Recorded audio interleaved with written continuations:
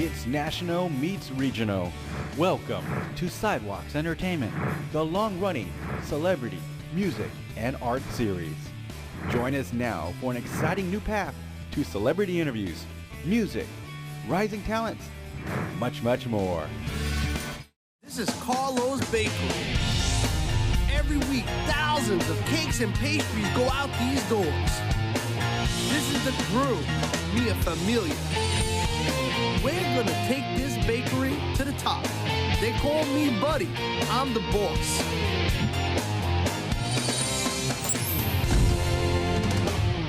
Welcome to Sidewalks Entertainment. Our next guest is a talented master baker who creates the most extraordinary and wildest cakes in the world.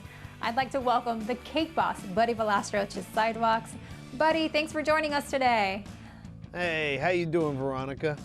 I'm doing great this morning. Well, Buddy, you know what? You've been in the cake making business, obviously, since it seems like you were born. I know, yeah, it's crazy. Yeah, for a long time. And, you know, do you remember, kind of looking back, do you remember maybe the first cake you ever made? Oh, definitely. I remember the first cake. I was probably like 12 or 13 years old, and I made my mom's birthday cake because my dad wouldn't let me make a cake for a customer because I was still learning. So, you know, he's like, yeah, it's for your mom. And I remember taking so much pride and so much effort in that cake. And it was a little crooked, but my mom loved it. And that was the start of many, you know, and it's crazy now because I get people, you know, Cake Boss has been on 10 years. Yeah. So I get kids in their 20s like coming up to me and it's like, oh, I used to watch this when I was a kid. And I'm like, oh, man, I feel old. Makes you feel old. Oh, my gosh. Well, you're always still young at heart with all that fun you're having making all those cakes. So. Amen. Amen.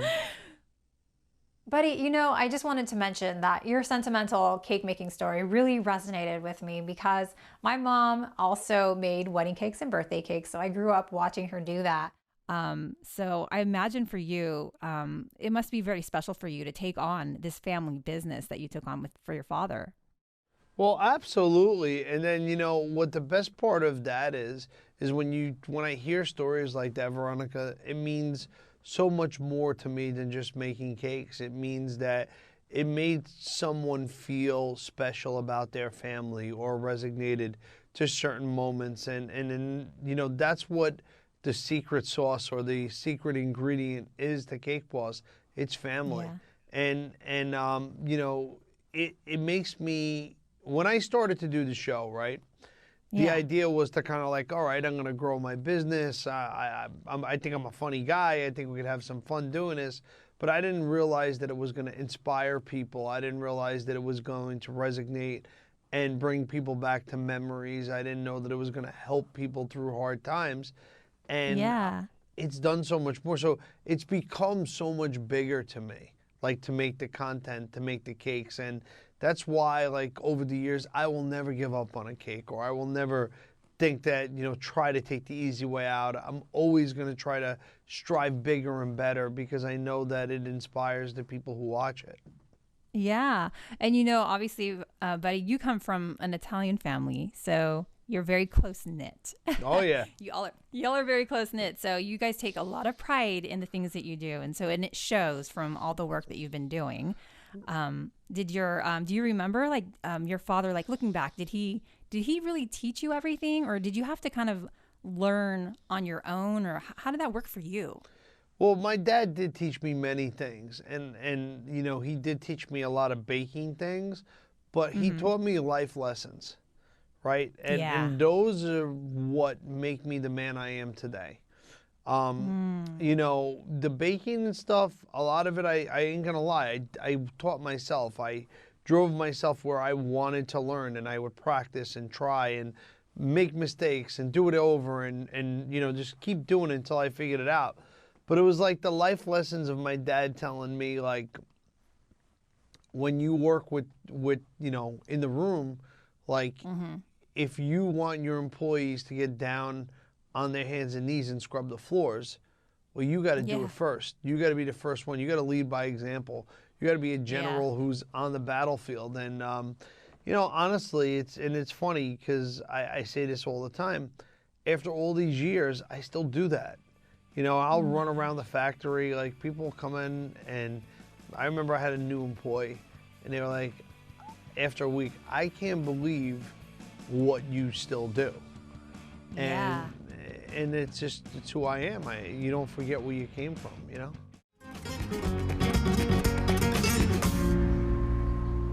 Get me the rose cutter, because I'm thinking that we can make this part of the cake be like that floral print. Maybe your most outrageous cake design that you've done or that you're going to be doing.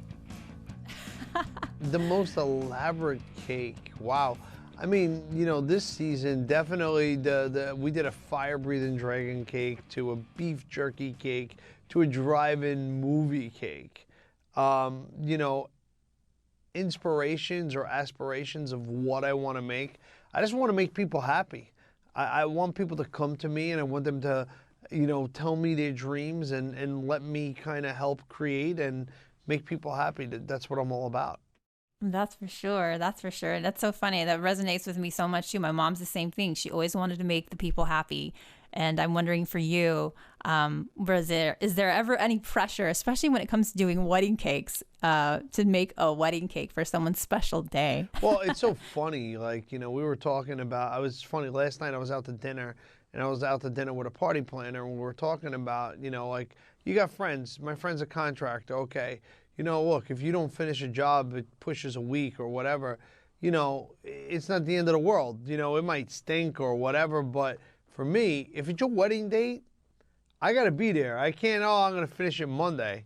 No matter if I got to sleep there, I got to do it, and I got to perform, and it's the happiest day of their lives, and you want them to be happy, so you have to give it 500% so that when that bride and groom see that wedding cake, they're wowed.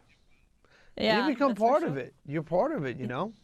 So. You literally are. You're a part of it, and you have to make them happy at the end of the day. So that's an amazing feeling, though, when you can strive for that and it happens. So, you know, I've always wanted to ask, you know, pastry chefs, you know, what is their favorite pastries? But at the end of the day, Buddy, what is your favorite flavor of cake to eat?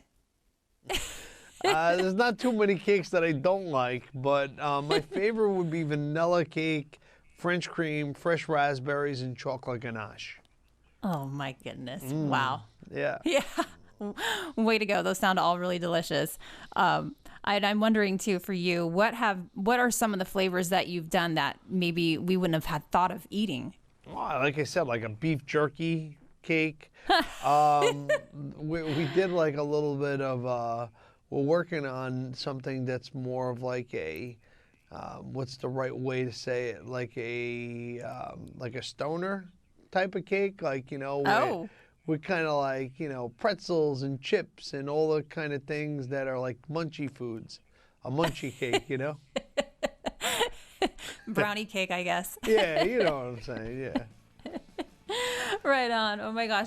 Buddy, I know that there's a lot of aspiring pastry chefs out there. So what's your advice to the aspiring and budding pastry chefs that are looking to make cakes? What's your advice to them? My advice would be, believe in yourself, do it from the heart, never give up, and dream big. And just go do it, baby. Do it. Do it, baby. Oh my goodness. Thank you so much, Buddy, for got joining it. us. Much Pleasure's continued all mine. success to you. Thank you. Bye-bye. For more full-length celebrity interviews, visit sidewalkstv.com.